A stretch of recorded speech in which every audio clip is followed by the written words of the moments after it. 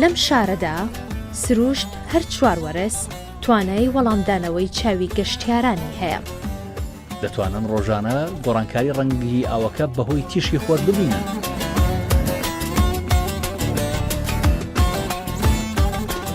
دەشبینین کە ناوچەکە جێگەی سەرنجی گەشتیارانە و بە تایبەتیش ئەو گەشتیارانەی لە دەرەوەی وانەوە دێن.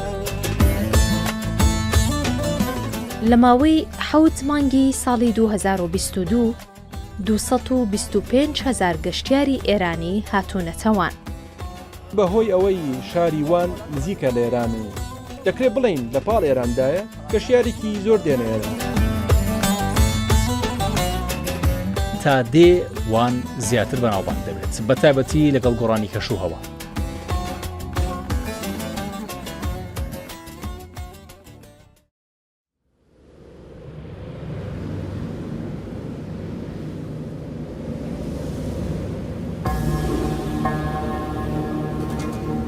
یەکێک لە شارەدێرین و گەورەکانی باکووری کوردستان. زیاتر لە 380,000 کەس تێیدا دەژین. لەسەر خاکێکی بە پیتی کشتوکاڵی و لە تەنیشت دەریاچە بەنێوبانگەکەیەوە هەڵکەوتووە. بیانووی زۆری بەدەستەوەیە بۆ ئەوەی گرێوی جوانی و سەرنجڕاکێشی لەگەڵ شارە بەنێوبانگەکانی جیهان بکات. لە دوایەوەی عوسمانیەکان لە ساڵی 1915 ئەرمەنەکانیان کۆمەڵکوش کرد، ئێستا تەواوی دانیشتوانەکەی کوردن و بژێوی ژیانیان لەسەر کشتوکاڵ و ئاژەڵداری و گەشتیاری دابین دەکەن.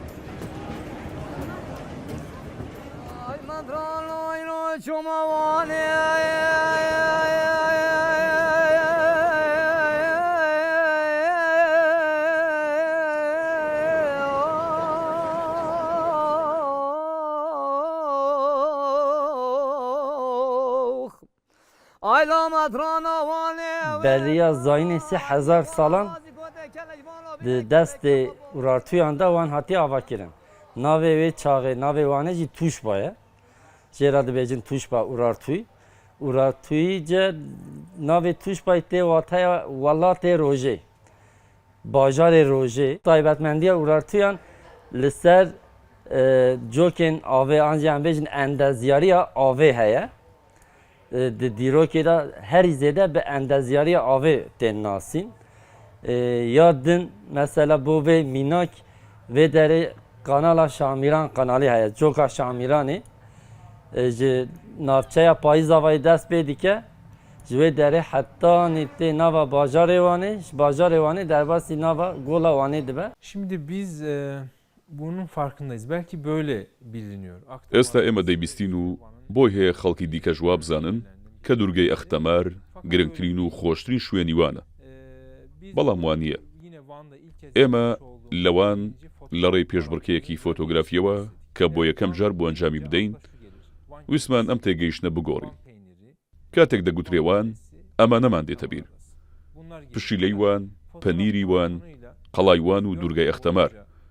بەڵام لە پێشبڕکەی فۆتۆگرافیەوە ئێمە لە ماوەی 4 ڕۆژدا لەگەڵ 256 فۆتۆگرافەری پرۆفیشناڵ دەرفەتی گەڕانمان بە 16 ئاڕاستەی جیاوازی شارەکە هەبوو.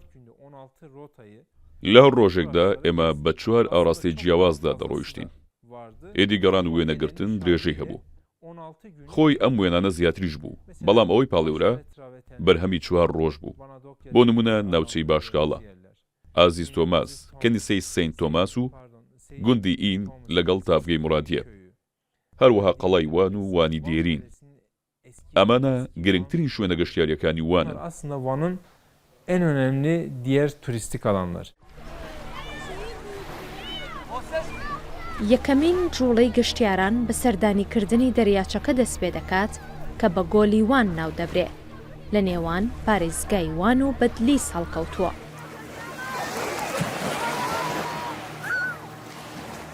بە گەورەترین گۆلی سۆدەیی لە کوردستان و جیهان دادەنرێت.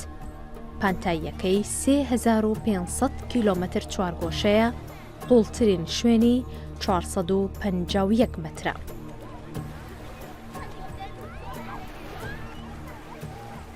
Turkuaz bir rengi var.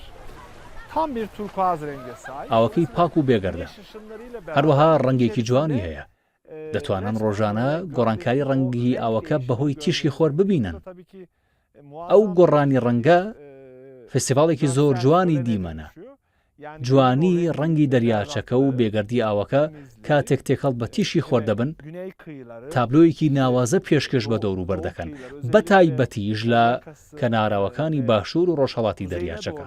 ئەس لە تورکی چووم گەلێک جیا توجی وەک vê avê paqij wek vê avê temîz min nedî turizm olarak toxta insan bên vê dirayê xwe berzaden bivînin hem pere hindik xizmet pir perê me ne zêde li vir nare ama xizmeta wê ji ciyê Marmarîsê ji Bodrumê ji her derê xweştir e toxta insan bên zaten xwe veya bivînin. Van'ın popülaritesinin artacağını düşünüyorum kendi adıma. Özellikle bu iklim değil. بەڵام پێم وایە تا دێ وان زیاتر بەناوبانگ دەبێت بە تایبەتی لەگەڵ گۆڕانی کەشوهەوە نەوەک تەنیا لە ئێران و عێراقەوە. مرۆڤەکان لە ناوچە جیاوازەکانی تورکیاشەوە سەردانی ئێرە دەکەن. دەبینین دەریاچەی وان ناوبانگی زیاتر دەن چونکە لەلایەک دەریای نێوەڕاستگەرمدا دێت و لەگەڵ ئەو گەرمایش کێشەی ئاو هەندێ جار خەڵک بێزار دەکات. ئەمە وای کردووە گەشتیاران ڕوولەوان بکەن. Yani turizm çok önemli bir yer alıyor mutlaka. بەگشتی لەواندا گەشتیاری پێگەیەکی گرنگی هەیە. بەڵام وان لە ئاژەڵداریشدا شوێنێکی گرنگە. بۆ نمونە نزیکەی 4 ملیۆن ئاژەڵی بچووکی هەن. یەکێک لەو شارانەی زۆرترین ئاژەڵی بچووکی تێدایە. دەبینین لەوان بەرهەمی کشت و کاڵی لە ڕێگەی خانووی پلاستیکیەوە زیاتر بووە. لە بازرگانیشدا گرنگە. بێگومان مەرزێکمان لەگەڵ ئێراندا هەیە کە دەبینین بە هێواشی بازرگانیەکە بەرەو پێش دەچێت. Yavaş yavaş arttığını görüyoruz.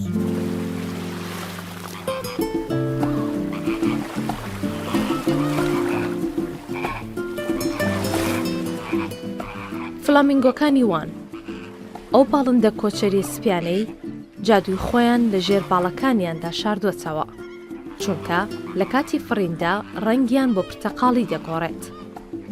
فلامینگۆکان هێندەی دیکە سەنگ و نێوبانگیان بە شینایی دەریاکە بەخشیوە. لە وەرزی هاویندا لە ناوچەکانی باکوورەوە دێنەوان و لە وەرزی پاییزدا بەرەو ئەفریقیا کۆچ دەکەن. Ev flamingo koçberin. Çünkü koçberin salê du dana têne wanê bona geştiyariyê jê tên ama taybet bona kişandina wêneya wan gelek hunermendên wêneyê têne wanê salê du dana têne wanê û wê derê wêneyê wa dikişînin ji bilî wa cukêdî ji henewana jî dikişînin ama taybet bu flamingoya têne wê derê. Flamingo jî hûn zanin ber ku ev ava verdixwin xwe ye xwe nav de heye binê perê wana sorin an jî porteqalî ne narincî ne milê de jî spî ne ev jî taybetmendiya wê ji ber ev xwe ya nava avê de ye. تافگەی مورادیە ڕووگەی هەرە دڵخوازی چواروەرزی گەشتیاران.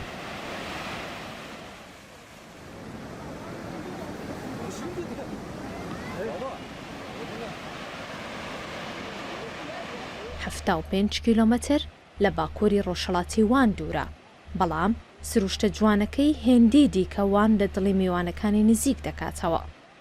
تافگەکە لە نزیک چەمی بەندی ماهیە هەڵکەوتووە و لە بەرزایی 15 مەترەوە ئاوی لێ دەڕژێتە خوارەوە.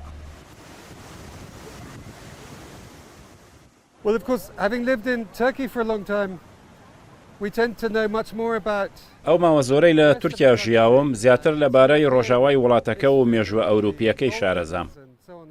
بەداخەوە کەمتر لەبارەی ئەم بەشەی وڵاتەکە دەزانم. بێگومان لەبارەی کەلەپوری ئۆرارتو و شارستانیەتەکانی دیکە دەمزانی بەڵام کاتێک چوومە قەڵاکە و مۆزەخانەکە تێگەیشتم کە زۆر کەم لەسەر مێژووی وان دەزانم. Muradiye şelalesi az önce işte Başkale travertenlerinden bahsettik. ئێمە ئاگادارین لەوەی کێشە لە ڕێگەگەیشتن بە تافگەی مرادیە هەیە. وەکو شارەوانی وان لە بابەتەکانی پاراستنی ژینگە و ناوچەکە و بژانەوەی زیاتری گەشتیاری و گرنگیدان بە دروستکردنی توالێت بۆ گەشتیاران کاری زۆر باشمان کردووە.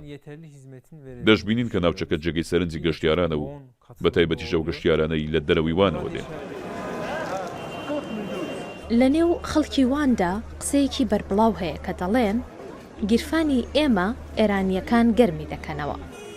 بەپێی ئاماری شارەداری وان زیاتر لە 180 گەشتیارانی ئەم پارێزگایە لە ئێران و ڕۆژهەڵاتی کوردستانەوە ڕووی تێدەکەن. لە ماوەی 7 مانگی ساڵی 2022 225,000 گەشتیاری ئێرانی هاتوونەتەوان. ئەوە لە کاتێکدایە لە 7 مانگی یەکەمی ساڵی 2019 نزیکەی 400,000 گەشتیاری ئێرانیان هەبووە.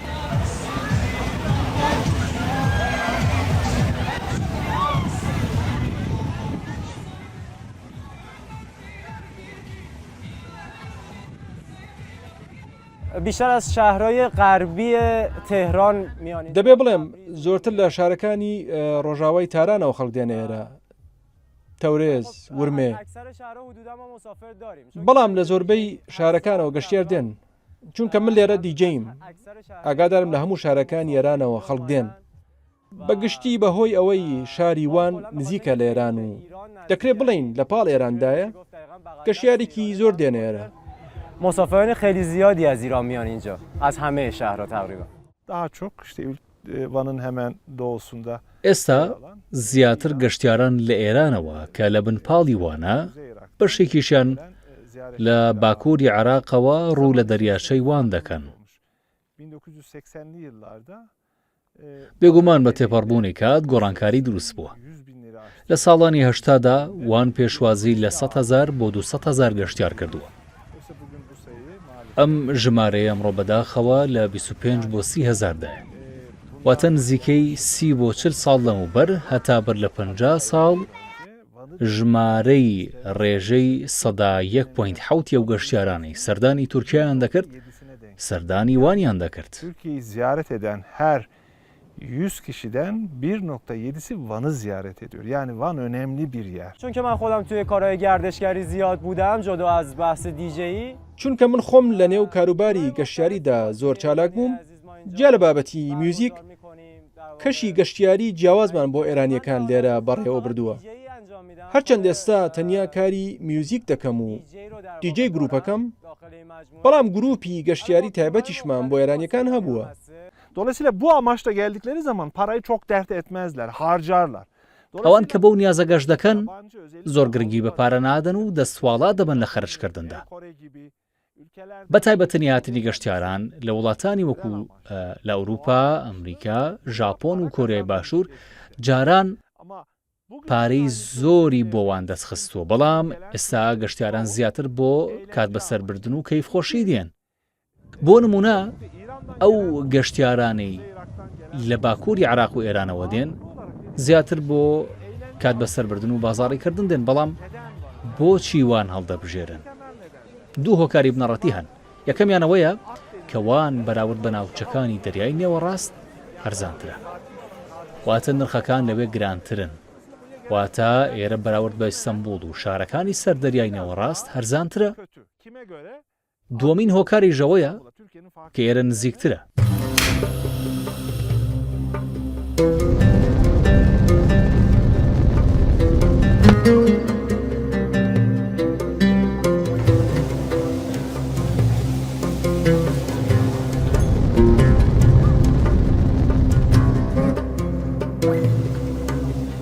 ماسی دارەخ و کەفالی کە لە دۆش ئەو خواردنانن کە نێوبانگی تام و چێژەکەیان سنوورەکانی ئەو پارێزگایی تێپەڕاندووە.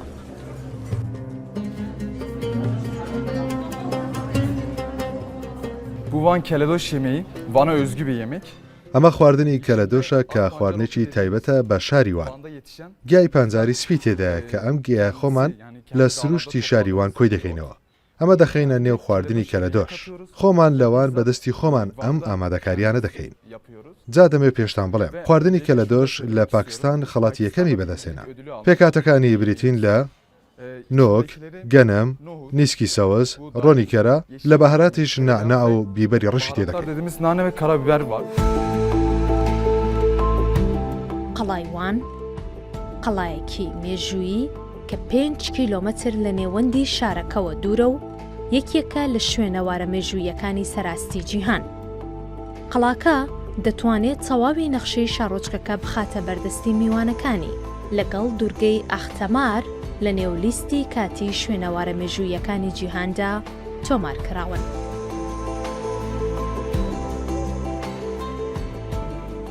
urartuyan şaristaniyekî pir bede û pir dewlemend ava kirine ku ev 3000 bermahî ew hêj winda nebûne.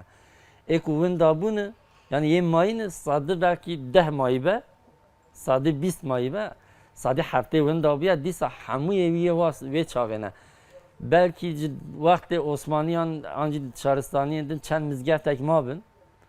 Ama kelle hebe, cok bin, golên aveyê destçêkirî bin, hemû jî niha li ser piyanin, hêja xizmeta millet dikin, hemû jî ji dema urartuyan bo me mîrat maye vê derê. Şimdi biz geçmişten ئێمە لە ساڵانی هەشتاکان و نەوەتەکانەوە چاودێری دۆخی گەشتیاری وان دەکەین. ئەو کات گەشتیاران لە وڵاتانی یەکێتی ئەوروپا و ئەمریکا و شوێنی دیکەوە سەردانی وانیان دەکرد. ئەوان زۆر شتی باشیان بەوان بەخشی. بۆ نمونە مرۆڤەکانی ئێرە پەیوەندیان لەگەڵ دەرەوە دروست کردووە و کراونەتەوە. لە کاتێکدا لە زۆر شوێنی تورکیا گەشتیارانی بیانی وەکو هەڕەشە بۆ سەر منداڵان و گەنجان بینراوە و گوتراوە کە ئەوان خۆ ڕەوشتی منداڵان دەگۆڕن. بەڵام خەڵکی وان ئەمەی وەها نەبینیوە و ئەوان وەکو میوانێکی ئازیز و بە سوور بینیوە. لە نێو ئەشکەوتێکەوە هەڵدەقوڵێ ئاوێکی سپی کە بەسەر شان و ملی تاشەبەردەکاندا دەڕژێتە چەمی میکسەوە کە ناوە تورکیەکەی باخچە سەرایە. یەکێکە لە سەرچاوەکانی ئاوی ڕووباری دیجلە. بە درێژایی ڕێڕەوی ئاوەکە ژمارەیەک سەیرانگای دروست کردووە کە ئەمە یەکێکە لەوان.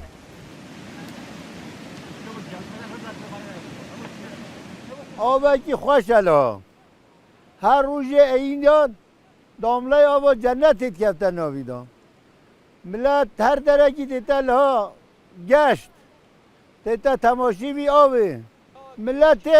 ملەتی هیزانê tên, Diyarbekirê tên, Sêrtê tên, hemû derê têne liha bûna geşt Edenê em Edenê hatime. Em xwe Edenê hatime. Ev em hemû hane dawetê. Em ê biçîne hîzan bûgekî bene Edenê. Soba em ê bişne hîzan dawet kin û bûka xwe heyî bişne Edenê. Haydi vare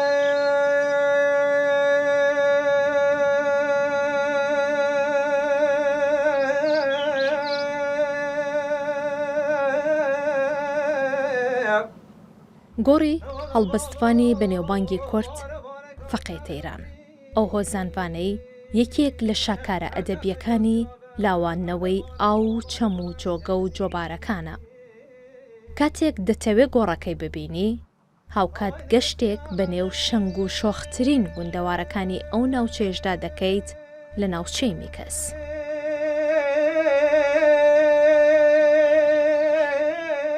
هەلبەستێن فەقیەت تەیرا یاوێ گاوێ هەری کو ئەم بێژن دەvê مێک و دەنگبێژان داژێ دەبارێ دەنگبێژە هۆزاناندا ئەم شێن بێژن ئەی دیلبەرێ ئەی دیلبەرێ قامەت ژی مۆم و فەنەرێ ئەو دیلبەر بەس چ مخابن ئەو ڕێزکێت وێیت خۆماڵێت ڕەسەن نەهاتینە بکار ئیلاندنێ ئەو هیچ باش داماینە و چ مخابن هەر کەسێک ژی نزانێت کو ئەف یا فەقیە تەیرانە لیلیادر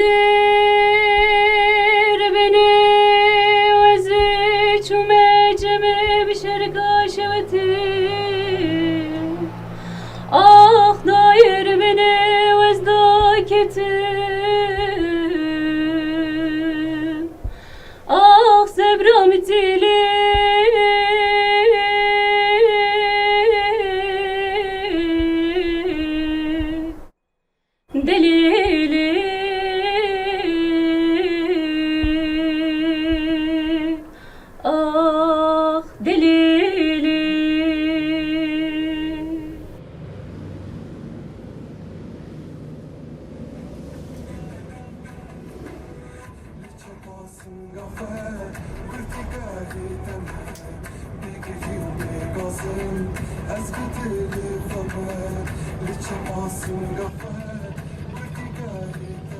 گەشتیاران بەڕێدەکەون بەرەو دوورگە ئەفسانەیەکەی ئاختەمار.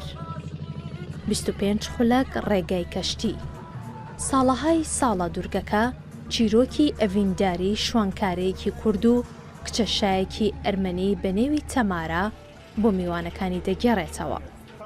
بەپێی چیرۆکەکە کاتێک شوانەکە دەیەوێت بە مەلە خۆی بگەێنێتە ژوانی دڵدارەکەی لە ئاوەکەدا دەخنکێ و هاوار دەکات ئاخ تەمارە. ئەوژی ئەڤینەکە مازم بوو و گەلەکە ستراتەژێکە تەح لە ژیانی لاوەکی دەما مەلەڤانیا دەچیت و دابگەیتە کۆ حەژێکرد یاخوا و بەس مەلەڤانیا شەوێ دەچیتن ئەو قاڵاوەکی هێزە و مەلەڤانە ئەو فندکێت تلکێت شەمال فندک ماڵبات بێت حەسیت و ئێدی ئەبەێ یەکیش ڕەخێدی تێتن وانێ دەدا بەحروتیتە دێرێدا و vêkê çikê bînîtin ew kişkê hesin ew ê momikê reştken tamrînin ew ê findê û kurek êdî riya xwe berze dike ka çawa çîtin destê wî şil dibin xeleqin bîtin ava bihrê da û êdî canê xweş destetin. لە دوورگەکەدا کڵێسایەکی بەنێوبانگ هەیە بە نێوی کڵێسای خاچ کە ساڵی 915 زاینی لەلایەن پاشایەکی ئەرمەنیەوە بنیادنراوە.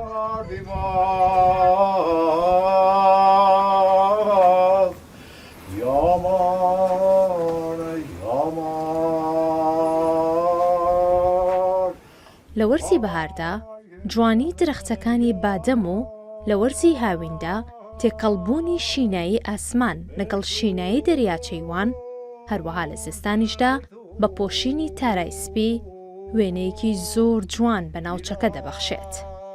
ساڵی ڕابردوو 130,000 گەشتیار سەردانی ئەم دوورگەیان کردووە. ئەمێ لە سوورا ناوتە دیۆنال کوردستانê û li ava me totiya Aqdamorê bêne ciyekî qedîmeyî dîrokî ye piştîngî jî xizm û keçkorên me lêre dige xizmat çîn gerên ser ciya û li wan behra wanê gula wanê dewrûberê wanê çoyet wanê gelekî xweş ew gelek ji keyfa mirî pê tê. Yani Urartu nasıl bir medeniyet? گەشتیارە ئەوروپیەکان بۆ ئەوەی پایتەختی ئارارات ببینن دەهاتنە ئێرە. واتە ئارارات چه جۆرە شارستانیەتێک بوو چه جۆرە شارێکی بنیاتناوە. ئایا ئێستا مرۆڤەکانی ئەو ناوچەیە چۆن ڕەفتار دەکەن و چه سروشتێکیان هەیە؟ چه جۆرە پابەندێکی ئاینیان هەیە؟ چه بەهایەکی فۆلکلۆریان هەیە؟ بەردە سەرسامکەرەکان لە ناوچەی باشکەلە و لە گوندی یاوسلەر دیمەنی دڵبەری چیا و تاوێرە بەردەکان کە بە پێوە ڕاوەستاون گەشتیاران ناچار دەکەن زیاتر لە 100 کیلۆمەتر لەوان دوور بکەونەوە. بە تێپەڕینی ساڵان بەردەکان باریکتر و تیشتر دەبن. با بە باران بە تشتên dim bin dema lê xistin binê de qewire serê wê wisa dimîne. Serê req serpiya dimîne binê wê zayıf dibe.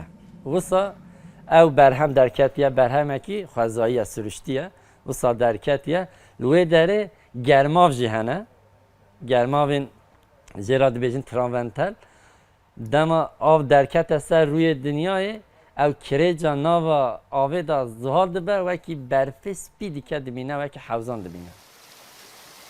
بەهێزە نەرمەکەی خۆی گردێکی بردینی کون کردووە. تافگە و کانیە ناوازەکە و بەردەسپیەکانی کە لە باوەشی دۆڵێکی سەوزدا هەڵکەوتون. گوندی سکانسیان کردووەتە تابلۆیەکی سەرسامکەر. ئەم دیمەنانە نزیکەی 140 کیلۆمەتر لە باشووری ڕۆژئاوای وان دوورن. پایسکل سوارەکان لەو ڕۆژە دەترسن کە دەریاکە ڕەنگە شینەکەی لەدەست بدات. ساڵانە فێستیڤالێک ڕێکدەخەن و بە گەشتیاران دەڵێن تکایە بە خاوێنی گەشتەکەت تەواو بکە. ئەوان دڵنیان کە چارەنووسی شارەکە بەندە بە چارەنووسی دەریاکەوە. ما 4 نفر هستیم از ایران شهر تبریز. ئێمە 4 کەسین لە ئێرانەوە هاتوین خەڵکی شاری تەورێزین. بڕیارماندا لە 4مین فستیڤاڵی دەوری دەریاچەیواندا بەشداری بکەین. دروشمەکەشمان ئەوەیە دەریاچەیوان قەت پیست نەبێت و هەمیشە دەریاچەیوان بە ڕەنگی شینی تەندروست و خاوێن ببینین و ڕادستینەوەکانی داهاتوی بکەین. و سالم و تمیز ببینیم و تحویلش بدیم به آیندگان. لەم شارەدا سروشت هەر چواروەرس توانای وەڵامدانەوەی چاوی گەشتیارانی هەیە، بەڵام بەهار و هاوین تافگە و کانی و سەوزای و گوڵەکان خۆشترین ڕۆژەکانت بۆ دەنووسنەوە.